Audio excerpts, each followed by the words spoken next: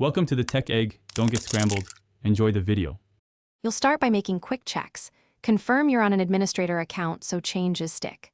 Once ready, open the Start menu and hit Settings or press Win+I to jump straight there.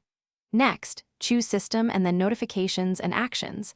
This panel controls every pop-up. You're doing this now because the main switch is live here. Make sure the window is visible and not behind other apps, because we'll toggle global and per app controls in the next steps. Once in Notifications and Actions, the first fast move is to toggle off Get Notifications from apps and other senders to stop all pop-ups immediately. After that, scroll the app list to selectively silence apps you still want running but not alerting you. Flip their switches off.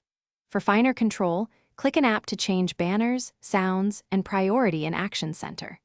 That way you disable intrusive pop-ups while preserving critical alerts. Make sure to test an app. To finish, set Focus Assist, formerly Quiet Hours, to auto-suppress notifications during meetings or night hours so you don't need manual toggles. Once done, verify changes by sending a test notification or restarting Explorer. Sign out and in if the UI didn't update. If pop-ups persist, reset notification settings for the troublesome app or run Windows Update because a patch often fixes notification bugs. If nothing works, check for third-party app permission settings. They sometimes override.